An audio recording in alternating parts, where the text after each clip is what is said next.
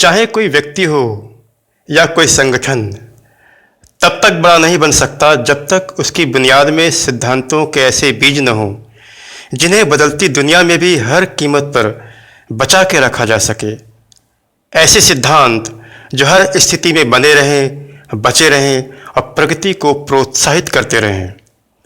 Stephen are कवी की किताब अति प्रभावकारी लोगों की 7 आदतें व्यक्तित्व निर्माण से आगे जाकर चरित्र निर्माण और जीवन मूल्यों की बात करती है। लेखक कहते हैं कि बिना जीवन मूल्यों के व्यक्तित्व निर्माण की बातें करना बिल्कुल मास्क लगाकर सफलता हासिल करने जैसा है। इस किताब में लेखक ने 7 आदतों के बारे में बहुत ही विस्तार और गहराई से चर्चा की है, जिनमें से पहली, दूसरी और तीसरी आदत व्यक्तिगत विजय हासिल करने के बारे में है और चौथी, 5वीं और 6ठी आदत सार्वजनिक विजय हासिल करने के बारे में है। दोस्तों, अगर आपने मेरे इस चैनल को अभी तक सब्सक्राइब नहीं किया है तो आपसे भी निवेदन है कि प्लीज़ इसे सब्सक्राइब ज़रूर कर लें। चलिए दोस्तों, शुरुआत करते हैं। नेतृत्व का अर्थ लोगों पर अपना प्रभाव छोड़ना नहीं है, बल्कि दूसरों की क्षमताओं को इतने स्पष्ट तरीके से बताना है जिससे वे पूरी सच्चाई के रूप में इसे अपने भीतर देख सकें और प्रोत्साहित हो सकें। बिना जीवन मूल्यों को समझे और बगैर उसे अपने चरित्र में ढाले सच्ची सफलता और सच्चे सुख का एहसास कभी भी नहीं होता। मूलभूत अच्छाई से ही दुनिया भर की तकनीकें सफल बनती हैं। इस किताब में लेखक ने जिन 7 प्रभावकारी आदतों के बारे में बताया है, आइए उसे एक एक करके समझते हैं। आदत नंबर 1, प्रोएक्टिव बने, यानी पहल करें। बाहरी व्यवहार, बाहरी घटनाओं और बाहरी परिस्थितियों के प्रति अपनी प्रतिक्रिया चुनने की स्वतंत्रता ही हमारी असली शक्ति है। यहाँ पर लेखक बताते हैं कि पहल करने का मतलब अपने व्यवहार को आक्रामक, आपत्तिजनक और असंवेदनशील तरीके से प्रदर्शित करना नहीं होता है। ये तरीका उन लोगों का होता है जो स्वभाव से रिएक्टिव होते हैं, न कि प्रोएक्टिव। प्रोएक्टिव लोग अपनी भावनाओं से संचालित नहीं होते, वे अपनी जीवन मूल्यों से संचालित होते हैं। उनकी जिंदगी अंदर से बाहर की ओर जाती है, न कि बाहर से अंदर की ओर। रिएक्टिव लोगों का जीवन दूसरों के व्यवहार की बुनियाद पर टिका होता है, जैसे वह मेरा मूड खराब कर देता है। कोई बाहरी चीज जैसे उसका व्यवहार मुझे नियंत्रित कर रहा है, काश उसमें धैर्य होता। कोई बाहरी चीज जैसे उसमें धैर्य का न होना मुझे नियंत्रित कर रहा है।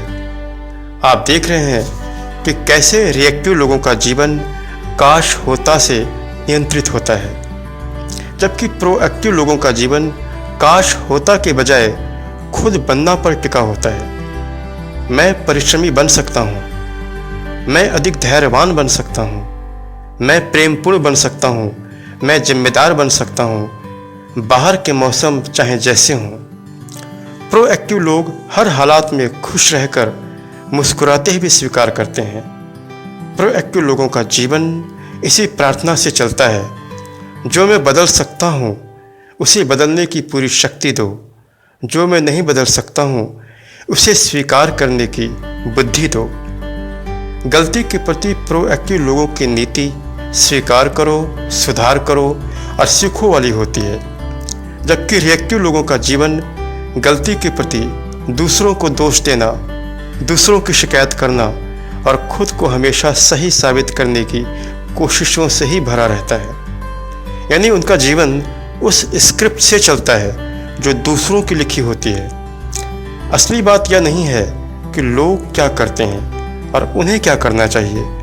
असली बात यह है कि लोगों के प्रति हम कौन सी प्रतिक्रिया चुनते हैं और हम क्या करते हैं। जब हम अपनी इस स्वतंत्रता का बीज अपने चरित्र में बो देते हैं और इसका अभ्यास करते हैं तो धीरे धीरे ये बीज समय के साथ बढ़ता चला जाता है और हमें सही मायनों में प्रोएक्टिव बनाता है। आदत नंबर 2, अंत को ध्यान में रखकर शुरुआत करें। अपने मस्तिष्क में हमेशा अंत को स्पष्ट रखें। अपने जीवन के बारे में सोचें, इसका अंतिम स्वरूप कैसा होगा? आपकी छवि, आपका चरित्र, आपके जीवन मूल्य कैसे होंगे? लोग उसके बारे में कैसी बातें करेंगे? कोई भी काम हो, हमेशा 2 बार उसकी रचना की जाती है। उसकी प्रथम रचना मानसिक होती है, वही उसकी अंतिम रचना भी होती है। उसे बिल्कुल स्पष्ट रखें, उसी को ध्यान में रखकर शुरुआत करें। अपने सारे काम अंत के हिसाब से ही करें, अपनी सारी योजनाएं अंत के हिसाब से ही बनाएं। दूसरी रचना सांसारिक होती है, जो सिर्फ परिणाम के रूप में दिखाई देती है। ये केवल मानसिक रचना का वास्तविक प्रतिबिंब होता है। सफलता की सीढ़ी अगर गलत दीवार पर टिकी है तो आप बहुत तेजी से गलत दिशा में जा सकते हैं। इस बात से फर्क बिल्कुल नहीं पड़ता कि आप कितनी मेहनत करते हैं, आप कितने कार्यकुशल हैं। सफलता की ओर बढ़ने के लिए लीडरशिप और मैनेजमेंट दोनों की ज़रूरत होती है। व्यक्तिगत लीडरशिप का मतलब होता है सही काम करना, और मैनेजमेंट का मतलब होता है काम को सही ढंग से करना। व्यक्तिगत लीडरशिप यह निश्चित करती है कि सफलता की सीढ़ी सही दीवार से टिकी है, जबकि मैनेजमेंट उस सीढ़ी पर सही ढंग से चढ़ना तय करती है। लीडरशिप की असफलता की कीमत अच्छे से अच्छा मैनेजमेंट भी कभी नहीं पूरी कर सकता। इसलिए इस बात को हमेशा ध्यान में रखें कि आपके हर काम का अंत बिल्कुल सही और स्पष्ट होना चाहिए, वरना आप बहुत तेज गति से गलत दिशा में बढ़ते चले जाएंगे। आदत नंबर 3, पहली चीज़ें पहले करें।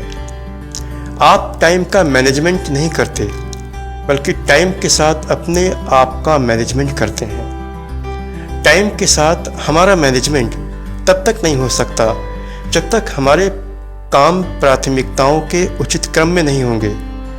तब तक हमारा फोकस हमारे लक्ष्य की ओर नहीं बन पाएगा। परिणाम यह होगा कि हम व्यस्त तो रहेंगे, परंतु अनप्रोडक्टिव बने रहेंगे। टाइम मैनेजमेंट का एक बहुत ज़रूरी शब्द होता है नहीं। ऐसे काम जो आपको आपके लक्ष्य की ओर न ले जाते हों, उसके लिए आप पूरी विनम्रता के साथ नहीं बोलते। अपने ज़रूरी कामों को गैर ज़रूरी कामों की दया पर बिल्कुल न छोड़ें। इससे आपका, आपके समय का और आपके काम का महत्व हमेशा बना रहेगा। आदत नंबर 4, जीत जीत की सोचें। सच्ची सफलता हमेशा सबके जीतने से हासिल होती है, न कि किसी एक को हराने से या रेस में कुछ लोगों को पीछे करने से।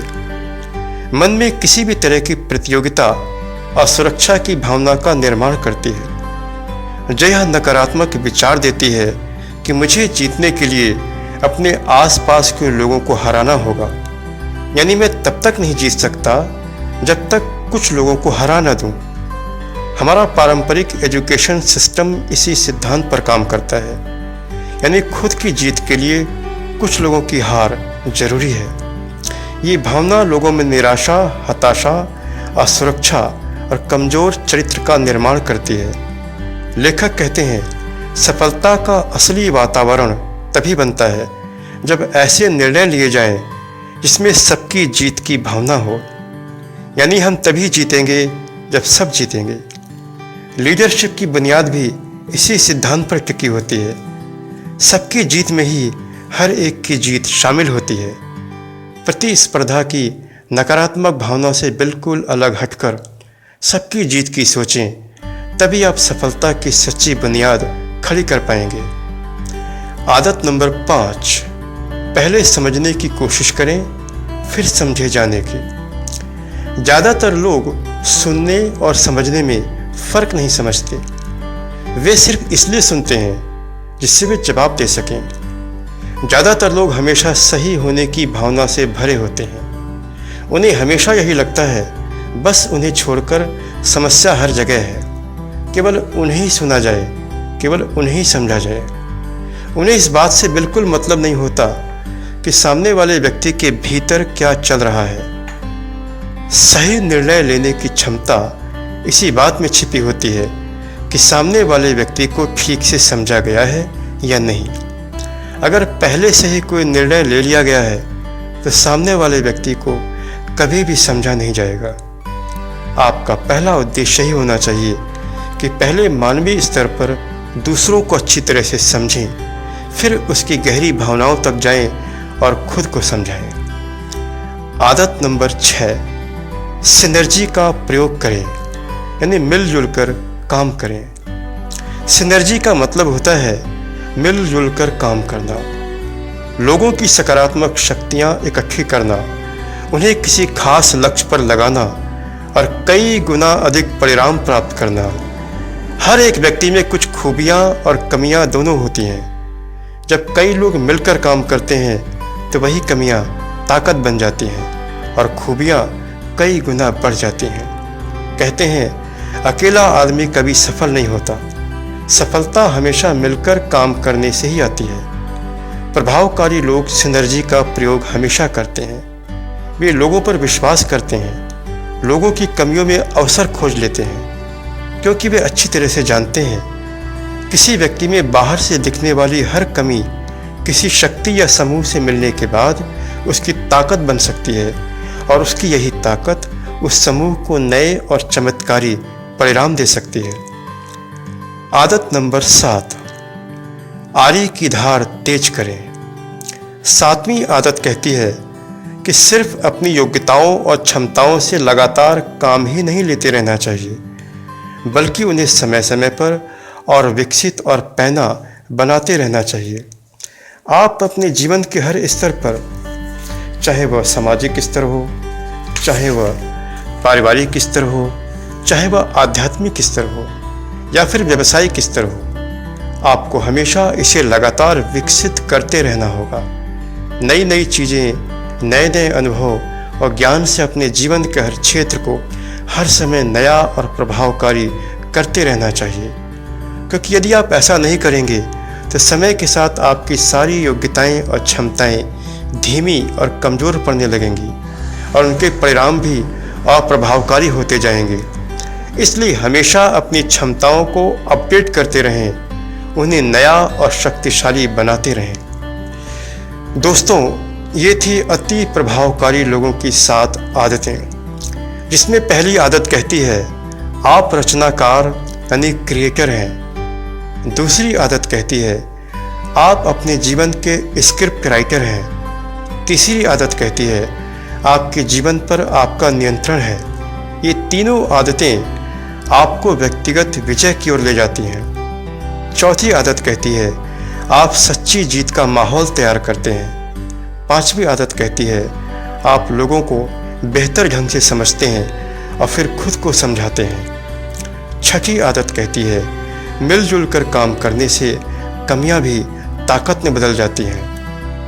ये तीनों आदतें आपको सार्वजनिक विजय की ओर ले जाती हैं। 7वीं आदत कहती है हमेशा अपने आप को नया करते रहें। तो दोस्तों, मैं इस वीडियो को यहीं पर समाप्त करता हूँ।